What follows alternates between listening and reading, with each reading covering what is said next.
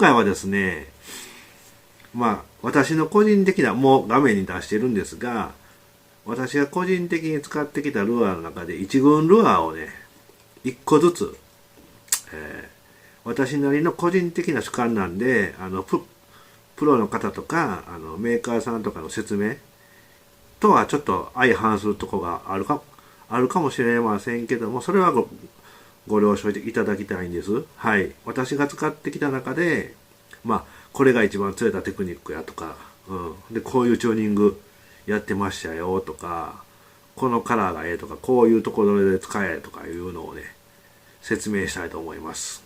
はい、画面変えますね。はい、ちょっと画面変わりましたね。すみません。ブザービーターの、ボックスなんですけども、50個ぐらい入ってます。そんだけ信用してるんですよね。はい、ちょっと説明させていただきます。はい。何から説明しようかな、いっぱいあるんですけど、語ればもう1時間超えますね。もっとかかるんですけども、ちょっとその集約させていただきますね。早い方がいいと思うんで。まずはカラーの選び方。それはちょっと僕なりに。これはね、なんだろうな。他のルアーでもね、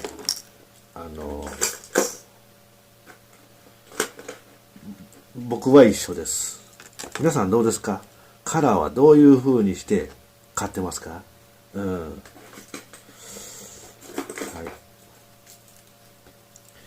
い。はい。私はですね、カラーは迷ったらね、店頭に買いに行くじゃないですか。お店行って買いに行くじゃないですか。カラーはどんなルアーでも、一番最初に買うカラーはね、金黒を買います。これ、ちなみにブザービーターなんですけども、もちろんブザービーターは今日説明したんで、ブザービーター、金黒。黒金と思いますよね。はい。金黒を一番最初に買うね。ナチュラルを買うんじゃなくて、一番最初に金黒を買います。ちなみにおすすめします。そういう風に買うことをおすすめします。はい。金黒1個さえあればもう濁ったところ、クリアレイク、はい、ステイン、もう全部対応できます。はい。ですね。でね、僕もね、ブラックバス始めた頃は、お店の方によく聞いてたんですよ。どのカラー買うたらいいんですかって聞いたら、そのお店の方も、ブラックバスのプロさんでね。で、この金黒買ったらいいですよって言って、勧められたんですよ。で、それ買って、なんでこれがいいんですかって聞いたら、これはね、実はね、トーナメントカラーなんですって。はい。ですんで、トーナメントで勝つために、釣るために作ったカラーらしいんですよ。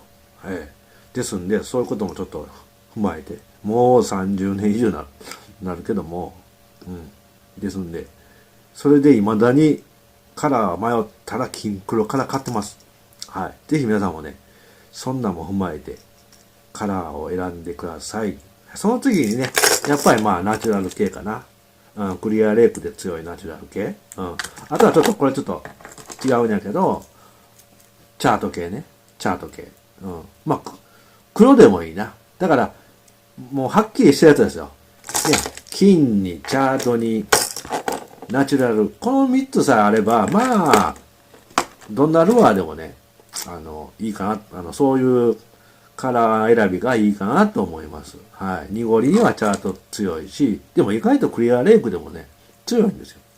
で、ナチュラルっていうのはやっぱハイプレッシャーとか、めちゃめちゃジンクリアなったところ、例えばね、濁ったところの湖とか、で、急にクリアレイクになったら全然釣れないんですよね。そういう時にやっぱりこういうナチュラルカラー強いんで、で、これでもフラッシングが強いとか、ね、弱いとか、中がクリアとかいっぱいあるんですけども、それはもうその辺でね、皆さん好きなんでいいと思います。とにかく、私のカラーの買い方の順番は金黒が一番最初に買えますね。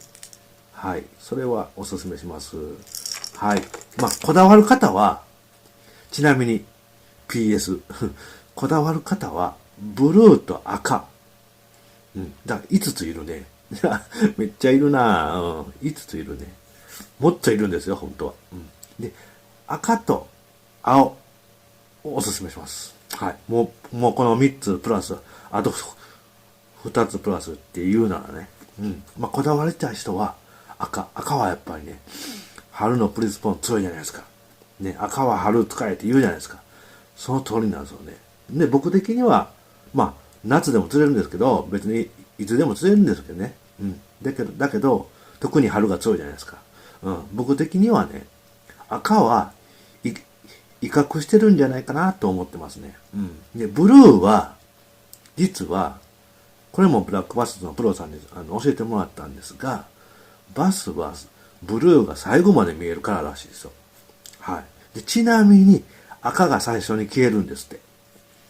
バスの視覚があるんですよね。視覚っていうか視力っていうかね。はい。そんなんもちょっとね、考えながらカラー選びされた方がいいと思います。はい。おすすめしますね。このキングロートチャート、ナチュラルさあれば大丈夫ですよ。はい。カラー選びのブザービーターだけではないですけども、おすすめしますね。はい。はい。あとはね、テクニックいこうか。これちょっと長いけどなんだけども、バイブレーションは皆さんどうしますか？私は基本的には高速リトリーブ、ノーマルリトリーブ、ストップ&ゴー、あとはリフト&ホール。リフト&ホールもね、2種類あるんですよ。2種類ある。実は、ちょっと紙に書きました。紙に書こうか。はい、ちょっと紙に書いたんですけども、これがサウトするでしょ？こう、バーッと掘るじゃないですか。バーッと掘るじゃないですか。ね、リフトしてホールしたら、竿によってはね、すみません。これが竿とするでしょ。竿上げたら、上がりますよね、もちろんね。下げたら、下に落ちるんですよ。普通のラバージグと、ラバージグのリフト&ホールしてはるでしょ。こうなんですよね。こうなってしまうんで。だからスピナーベイトでもそうなんで、リフトして、竿を下げてしまうと、クンと折ってまうねんね。そういう魚あんまいないでしょ。だから本当は、竿を上げて、リフトしてホールっていうのは、カーブホールなんですよ。だからここで止めるんですよ。そしたら自動的に振り子でこうなりますよね。それはカーブホールって言うんですけど、竿を上げて、リフトして、ここで止めてあげたら、勝手にカーブホールするんですよね。だから、要するに、リフト&カーブホールですよ。で、もう一個ほんまは、リフト&ホールって言って、急にバーンってリアクションで落としてあげるっていうのも釣れる方法も確かにあります。確かにあります。はい。もう一つはね、で、この4つはね、高速リトリーブ、ノーマルリトリーブ、リフト&ホール、リフト&カーブホール。で、もう一個。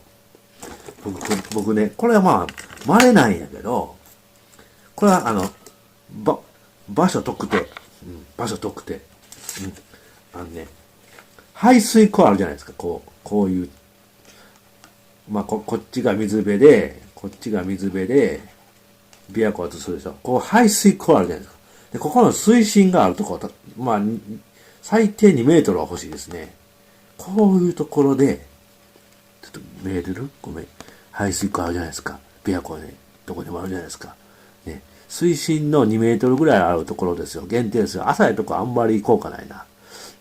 これでね、ここで竿を出して、スーッと落としとくね。で、待っといたんですよ。バイブレーションで。ね。そしたら55釣れたの。はい。まるでワーフみたいに、こんなやって釣れるんだ、思って。もう釣れへんと思って、ちょっと待ってたんですよ。ほな、釣れたんですよ。ドーン来てね。そういうのもあるんで、バーティカルホールって言うんですか？はい。その代わりちょっとね、人間の気配殺さなきゃいけませんよ。人間の影とか映ったらダメですよ。はい。こういう方法もありますんで、ぜひやってみてください。これはまあ、ブザービーターだけじゃないですけども、どんなルアーでもね、シンキングやったら使えます。はい。おすすめしますね。だから5つね、テクニック。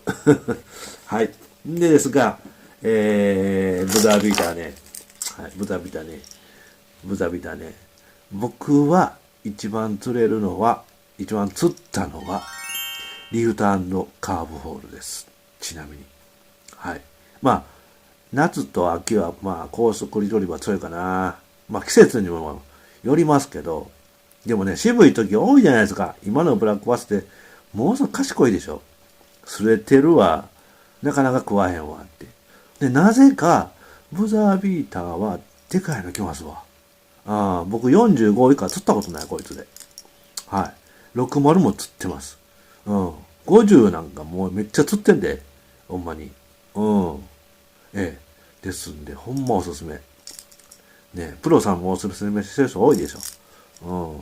うん。でね、おかっぱりの人にほんとおすすめ。めっちゃ飛ぶで。飛びます。結構重たいからね。はい。それはおすすめしますね。うん。だから、私が一番おすすめするテクニックは、リフト&カーブホールね。ゆっくりね、リフトしてカーブホール。カーブホールした時にコーンきますわ。はい。特にプレスポーン、スポーニング、アフター。この時期強いから。やってみてください。はい。低水温期も強いですよ。寒い時ね、冬でもね。はい。おすすめしますね。はい。あとはね、気にしていただきたいのはレンジですよ。まあ、レンジは、早巻いたらいい。ノーマルやったら中層。ユータの方やったら下までいける。で、ゆっくり下巻く方法もあんねんね。ゆっくり下巻く方法ある。そういう時って、結構ね、他のバイブレーションに比べてはちょっと値上がりしやすい。TN バイブやったら値上がりしにくいけど、ブザービーターはちょっと値上がりする。どうしてもね。その時どうするか。針を変えね。はい。針を変える。はい。これちょっとチューニングしてるんだけども、わかるでしょ？ダブルフックしてるね。うん。ここね。はい。まるでメタルバイクみたいな。これやったら、もうこんだけ攻められます。カリカリに。これゆっくり巻いてみてください。このチューニングして。冬とかいいですよ。冬いい。ロックエリアとかでもいけるから。これやったらもう岩めちゃくちゃ舐められますんで。もう心配なくフッキングできますんで。おすすめします。はい、ダブルフックチューンね。はい。ほんで、もう一つ、フックのね、チューンね。チューンというか、おすすめね。これはね、通常の売ってるお店のやつはシャープ4なんですよね。ちっちゃい。うん。ですんで、ちっちゃい方がいいんですよね。だからしいひんから。うん。ちゃんとバランス考えられてますからね。それはいいんだけども、あんまりかからへんかったら、シャープ5番、6番をおすすめします。この後ろのフックね。うん。おすすめします。はい。そうしたら、断然かかり良くなります。ね。まあちょっとウイドエリアとかではきついけど、でも、シャープ5番、6番にしていただくと、全然かかり良くなります。はい。下手したら4つの針の変えてもいいかもしれない。僕もようクランクベイトにするんだけど、やってみてください。はい、おすすめします。はい。最後ですね、気にしていただきたいのが、サウンドなんです、僕は。だから3つ。レンジと、カラーと、サウンドぐらいかな。もっと言うたら5つぐらいあんねんけど、まだそれは上級編でね、説明させていただきます。はい。今日は簡単に、サウンドを気にしていただきたい。音ね。音。で、昔は、ほら、サイレントと、ハイサウンドしかなかったんだけど、今タングステンあるんですよ。3種類ある。ね。はい。結構、タングステンはね、結構高サウンドですわ。うん。それがね、好きなバスもいるしね。特にプレスポンの時期、ネストね、気難しいやつは、イラッとして食わせるんなら、気づかせもあると思うんですけども、タングステンおすすめです。まあ、ハイサウンドおすすめです。はい。これ、まあ、ちなみに、ハイサウンドですね。ほんで、こっちが、これタングステンなんですけど、まあ、全然ちゃうでしょ。全然ちゃうでしょ。うん。これ好きなやつもおるし、ちょっと抑えたハイサウンドがええ時もあるし、でね、はい、おすすめします。絶対持っていただきたいのが、絶対持っていただきたいのが、これですわ。サイレント。ここにね、SOS って書いてます。これは音鳴らないです。ならないでしょ。はい。はい。サイレント。これは、プレッシャー高い時とか、人がいっぱいいる時とかね、圧倒的に、僕、他の人全然連れてへんのに、僕だけめっちゃ釣った時あります。はい。クリアレイクでも強いです。はい。はい。そういう時に、サイレントは持っていただきたい。だから使い分けですよね。今日人が多いな。だからね、そんだけ、ちょっとしたことやけど、やってます。で、ここの針を6番にするとか。ね。そんな感じで。しかもリフトホールする。で、全部自分の、一番釣れた条件でやります。はい。そしたら、全然変わります。はい。本当にね、ブザービーターね、琵琶湖とね、野池が強いですわ。野池でもものすごく釣れる。うん。そんな感じ。まあ、リザーバーでの川でも釣れたけど、圧倒的に琵琶湖と野池でね、めっちゃ釣れたんで。はい。でサイズもでっかいの来るから。おすすめやで。皆さん、ブザービーター使ってる人いる？ね、もし、バイブレーションどれから買ったらええねんでもね、バース釣りね、始めた方は分からへんと思うしね。僕はブザービーターおすすめやね。最初はね。その次 TN かなみたいな。TN でもいいけどね。どっちかやね。いい勝負する。でも僕はもう、琵琶湖なら、ブザービーターなんですね。琵琶湖の池は。はい。川リザーバーやったら TN やな。そんな感じ。はい。まあ3種類ぐらい持っていただいたらいいんじゃないですか。それでも、なんていうの。なんでかっていう、ちゃんと自分で理由をつけてね、持っていただきたい。はい。とにかく、まあ、もちろんサーチベイトも強いけど、いいので、おすすめします。はい、今日は私のブザービーターのインプレでしたけども、はい。ね。ブザービーター、知らない方はね、絶対買って、この金黒、サイレント金黒、ナチュラルカラー、チャートカラー、強いですね。これで60釣ったんは確か金黒やったと思いますわ。金黒はもう安定して釣れます。安定して釣れます。僕ね、最高17本釣ったよ。はい。もう一日中やったけど、その代わりは。それね、アフターシーズンだったかな。60もね、北高で釣れましたね。北高で。はい。ぜひ、ブザービーターおすすめやで。でもう今ね、中古やったら500円で売ってますわ。タングステンは売ってへんかったけど、ちょっと高いけどね。あれも持っていただいたらいいんじゃないですか。はい。はい。おすすめします。ブザービーターでした。またね。